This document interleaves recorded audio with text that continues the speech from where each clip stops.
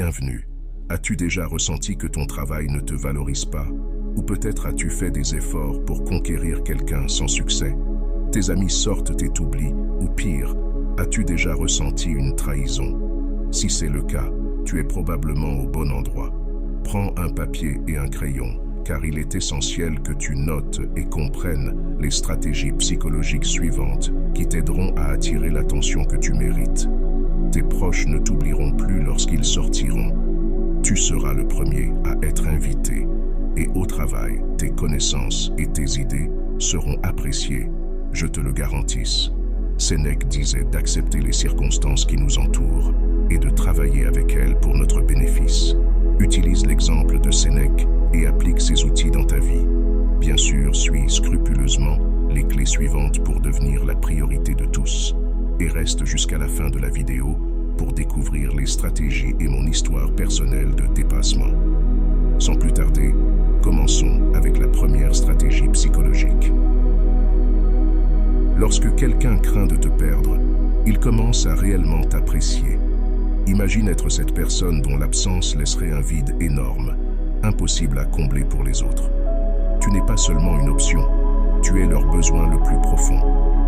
Comme le dit Khalil Gibran, grand poète et philosophe libanais, la véritable amitié se trouve dans le vide du cœur, basée sur la compréhension et l'acceptation mutuelle. Pourquoi l'admires-tu? Est-ce parce qu'elle est toujours disponible pour toi ou parce qu'elle est indépendante et sûre d'elle, ajoutant une valeur incomparable à ta vie? Sois indépendant, sûr de toi et complet par toi-même. Ta vie est une aventure passionnante dans laquelle tu n'as besoin de personne d'autre pour te sentir épanoui. La confiance en soi et l'autosuffisance sont tes armes secrètes. Ton monde est vibrant et excitant et tu ne dépends de personne pour qu'il en soit ainsi. Et maintenant, passons à la stratégie numéro 2. Selon le philosophe stoïcien Sénèque, ce n'est pas que nous ayons peu de temps, mais que nous en perdons beaucoup. Il est essentiel d'être conscient de la manière dont nous utilisons notre temps et avec qui nous le partageons. Nous ne pouvons pas être toujours disponibles pour les autres, mais nous devons réserver des moments pour nous-mêmes afin de cultiver nos vertus et de profiter de nos passions. Ainsi, nous ne dépendrons pas de l'approbation ou de l'intérêt de quiconque, mais nous serons les maîtres de notre propre bonheur. Cela ne signifie pas que nous devons être indifférents ou arrogants, mais que nous devons nous accorder la valeur que nous méritons. Ces enseignements stoïciens sont précieux pour apprendre à nous aimer, à nous donner cette priorité que nous méritons, car qui voudra nous prioriser si nous ne le faisons pas nous-mêmes? Et maintenant, passons à la stratégie numéro 3. Le mystère exerce une fascination naturelle sur nous. N'as-tu jamais regardé un film que tu considérais comme médiocre, mais est resté jusqu'à la fin pour découvrir le dénouement? Eh bien, la troisième stratégie consiste à entretenir un certain mystère autour de toi avec les personnes qui t'entourent. Pour cela, nous pouvons exploiter l'effet de rareté. Cet effet peut s'appliquer aux 2 stratégies précédentes, mais il est particulièrement adapté à celle-ci. Il repose sur l'idée que la valeur ou l'intérêt accordé à quelque chose augmente lorsqu'il est perçu comme rare, limité ou difficile à obtenir. Ne livre pas toutes les informations te concernant d'emblée. Au fil de la cohabitation, cette personne voudra en savoir plus sur ta personnalité. Conserver une part de mystère est bénéfique. Ne dévoile pas tout dès le premier instant. Laisse planer le doute. Passons maintenant à la stratégie numéro 4. Après avoir suscité de l'intérêt pour ta personne, permets-leur d'investir en toi. Et qu'advient-il ensuite? Exactement, tu reçois de l'attention. Marc Aurèle disait que le temps est limité et qu'une fois perdu, il ne peut être récupéré. C'est pourquoi nous devons l'utiliser avec sagesse et ne pas le gaspiller dans des choses futiles, triviales ou nuisibles. N'agis pas comme si tu avais 10 000 ans devant toi. Le destin plane sur toi pendant que tu vis, et tant que c'est en ton pouvoir, sois bon. Les philosophes stoïciens considéraient notre temps comme précieux, car il est une ressource limitée et non renouvelable. Selon eux, nous devons l'utiliser de manière sage et vertueuse, en évitant le gaspillage, la distraction et la procrastination. Et maintenant, passons à la stratégie numéro 4. Évite de te retrouver constamment dans une position où tu n'es pas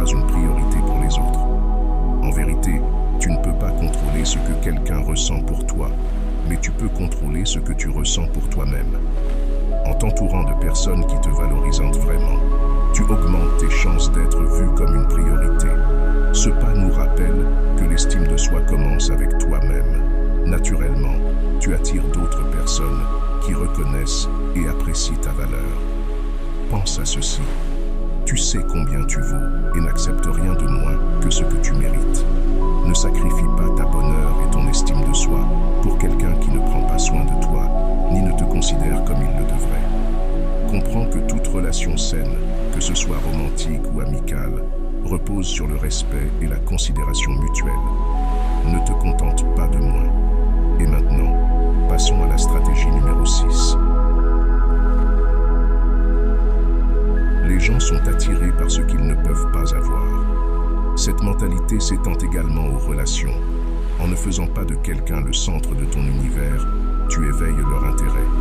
Il s'agit de maintenir une certaine distance, leur permettant de désirer ta présence. Lorsque tu n'es pas désespéré pour leur attention, tu deviens plus intriguant avec le temps. Ce phénomène peut entraîner un changement de perception. Comment peux-tu y parvenir? Eh bien, que peut nous dire notre maître stoïcien, Marc Aurèle? L'indifférence est l'arme la plus puissante que possède le sage. Il ne se laisse pas emporter par les caprices du destin ou les passions des autres. Il sait que son bonheur dépend de lui-même et non de ce que pensent ou font les autres. C'est pourquoi il ne s'attache à personne ni ne recherche l'approbation de qui que ce soit. Et maintenant, passons à la stratégie numéro 7. Au fil du temps, la philosophie et la psychologie ont étudié le phénomène de la communication humaine sous différentes perspectives et approches. Certaines théories suggèrent que ne pas toujours initier une conversation peut être une stratégie pour éveiller la curiosité, le mystère et le désir d'en savoir plus sur l'autre personne. Cependant, cette tactique peut également avoir des effets négatifs, tels que générer de la distance, de la méfiance ou de l'indifférence. C'est ici que réside l'importance de l'approche psychologique. Ne pas toujours chercher la communication, mais ne pas non plus négliger la communication entre vous. D'un point de vue psychologique, l'esprit humain est régi par un principe d'équilibre cognitif qui cherche à maintenir une cohérence entre les attitudes, les croyances et les comportements. Et maintenant, passons à la stratégie numéro 8. Être prêt à faire un pas en arrière signifie que nous nous respectons suffisamment pour ne pas accepter moins que ce que nous méritons et que nous nous respectons profondément. Imagine avoir la force et l'estime de soi nécessaires pour reconnaître immédiatement et sans hésitation qu'une relation n'est ni réciproque ni satisfaisante, puis couper les liens avec cette personne à qui tu accordais déjà de l'importance. Bien sûr, cela ne se fait pas sans d'abord définir des limites et des normes claires sur la manière dont tu t'attends à être traité dans n'importe quelle relation. Si quelqu'un ne respecte pas ces normes de manière cohérente, tu es prêt à le laisser partir, peu importe l'intensité de tes sentiments. Laisser partir ne signifie pas manquer de compassion, mais plutôt pratiquer l'autopréservation. En le laissant partir, tu crées également un environnement où l'autre personne peut prendre conscience de la gravité de la situation. Et maintenant, passons à la stratégie numéro 9.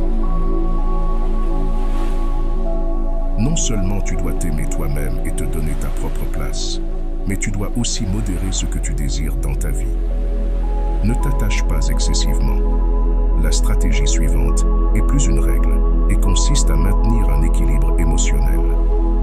Lorsque nous voulons être une priorité dans la vie de quelqu'un, l'objectif est de ne pas laisser nos émotions dominer la situation et de nous assurer que nos besoins soient pris en compte et valorisés.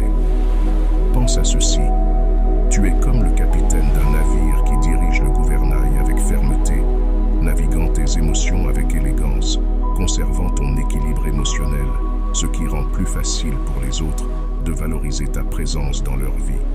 Il faut trouver un équilibre entre montrer nos émotions et rester calme. Et maintenant, passons à la stratégie numéro 10. Non seulement cela a été prouvé pour te faire sentir bien avec toi-même et plus heureux, mais aussi plus attirant pour les autres. Comme l'a dit Sénèque, ce n'est pas pauvre celui qui a peu, mais celui qui désire beaucoup. La générosité est une qualité qui implique de donner sans rien attendre en retour, de partager ce que l'on a avec les autres et d'aider ceux qui en ont besoin. Être généreux peut avoir de nombreux avantages, tant pour toi-même que pour les autres, car cela améliore l'estime de soi, la confiance, la gratitude et le bonheur. De plus, être généreux peut faire en sorte que d'autres personnes soient attirées par ton amitié et ton amour, car cela montre que tu es une personne aimable, désintéressée, empathique et solidaire. J'espère que ce message t'a été utile. Si tu as apprécié la vidéo, je te serai reconnaissant de laisser un j'aime et de t'abonner. Si tu te retrouves sans mots, écris simplement stoïcisme pour montrer que tu fais partie de la minorité qui a suivi la vidéo jusqu'à la